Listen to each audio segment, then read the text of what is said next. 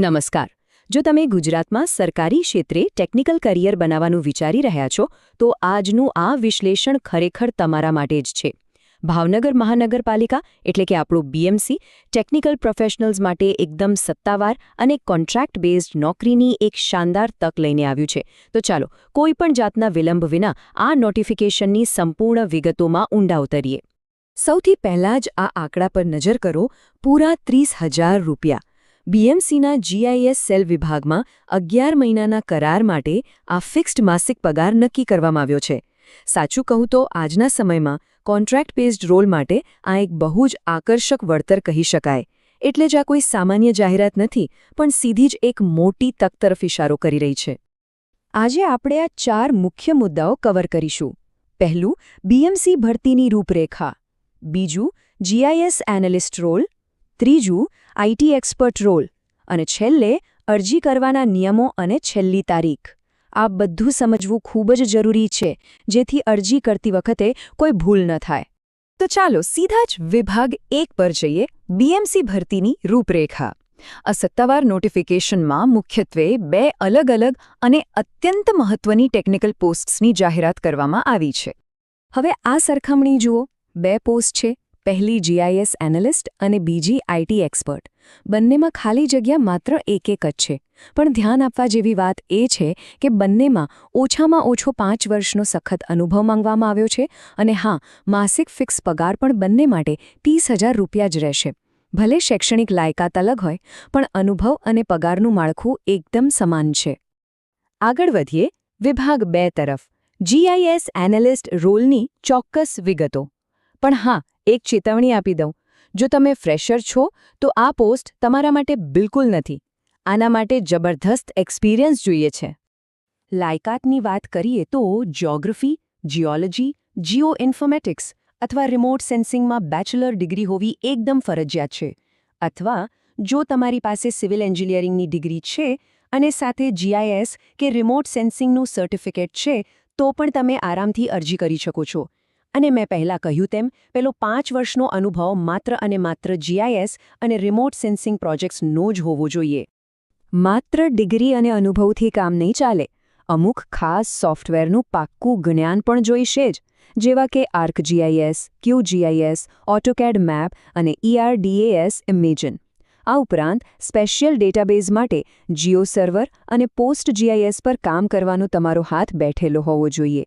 આ ટૂલ્સનું નોલેજ હોવું એકદમ પાયાની જરૂરિયાત છે. તો હવે પ્રશ્ન એ થાય કે જો પસંદગી પામ્યા તો રોજિંદુ કામ શું હશે? તો તમારે મુખ્યત્વે ડિજિટાઇઝેશન, જીઓ રેફરન્સિંગ અને સ્પેશિયલ ડેટા એનાલિસિસ કરવાનું રહેશે. સાથોસાથ સેટેલાઇટ ઇમેજરીથી મેપ બનાવવા અને કોર્પોરેશનના ઇન્ફ્રાસ્ટ્રક્ચર એસેટને ટ્રેક કરવાનું કામ પણ સંભાળવાનું છે. ટૂંકમાં કહું તો ટેકનિકલ માળખામાં આ બહુ જ સક્રિય અને મોટી જવાબદારીવાળી પોસ્ટ છે. હવે વાત કરીએ વિભાગ 3ની આઈટી એક્સપર્ટ રોલ વિશે.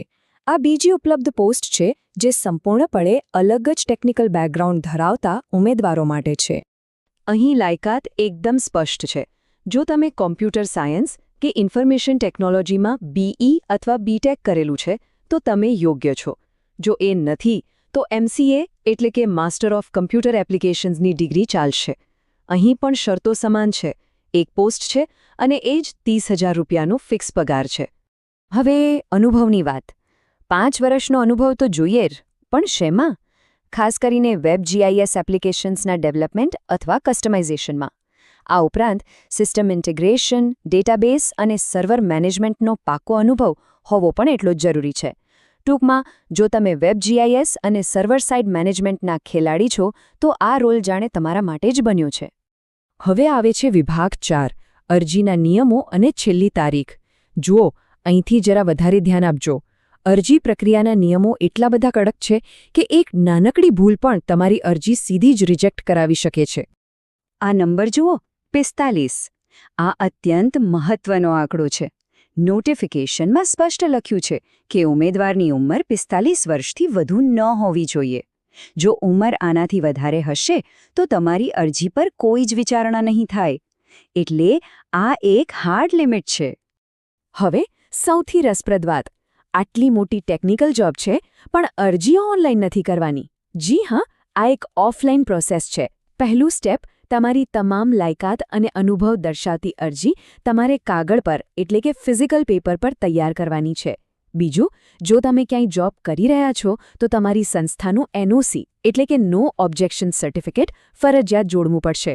અને ત્રીજું, આ આખું પેકેજ માત્ર અને માત્ર સ્પીડ પોસ્ટ અથવા કુરિયરથી જ મોકલવાનું છે. રૂબરૂ કે સાદી ટપાલ બિલકુલ નહીં ચાલે. તો આ પેકેજ મોકલવાનું ક્યાં છે? નોંધી લેજો. મહેકમ વિભાગ, ભાવનગર મહાનગરપાલિકાની કચેરી, ભાવનગર. બસ આ જ ચોક્કસ સરનામે તમારું કુરિયર કે સ્પીડ પોસ્ટ પહોંચવું જોઈએ. હવે આ ઓફિશિયલ વાક્ય સાંભળો. કમિશનરશ્રીનો નિર્ણય આખરી રહેશે. આ એક જ વાક્ય દર્શાવે છે કે ભરતી પ્રક્રિયા કેટલી કડક છે. આ 11 મહિનાનો કોન્ટ્રાક્ટ છે અને જ્યાં સુધી કાયમી જગ્યા ન ભરાય ત્યાં સુધીના સમયગાળા માટે BMC કમિશનરનો અધિકાર જ સર્વોપરી રહેશે. અને હવે સૌથી ક્રિટિકલ વાત, ડેડલાઇન. તારીખ છે 30મી મે 2026 અને સમય છે સાંજના બરાબર 6 વાગ્યા સુધીનો. આ એકદમ હાર્ડ કટ ઓફ છે. 6 વાગ્યા પછી 1 મિનિટ પણ મોડું પહોંચેલું પેકેજ સીધું જ રિજેક્ટ થશે. એટલે છેલ્લી ઘડીની કોઈ જ રાહ જોયા વગર વહેલામાં વહેલી તકે સ્પીડ પોસ્ટ રવાના કરી દેવું એ જ આપણા માટે બહેતર છે. તો આજના આ વિશ્લેષણના અંતે એક મોટો સવાલ મનમાં જરૂર થાય. શું આટલી સારી ટેકનિકલ ભૂમિકાઓ 30મી મેની ડેડલાઇન પહેલાં જ યોગ્ય ઉમેદવારોથી ભરાઈ જશે? સ્પર્ધાને જોતા એવું ચોક્કસ લાગી રહ્યું છે. સમય બહુ કિંમતી છે અને તક ખરેખર મોટી છે. જો તમે લાયકાત ધરાવો છો તો તરત જ એક્શન લેવાનો આ સમય છે. આ એક્સપ્લેનરમાં જોડાવા બદલ ખૂબ ખૂબ આભાર. મને આશા છે કે આ માહિતી તમને ચોક્કસ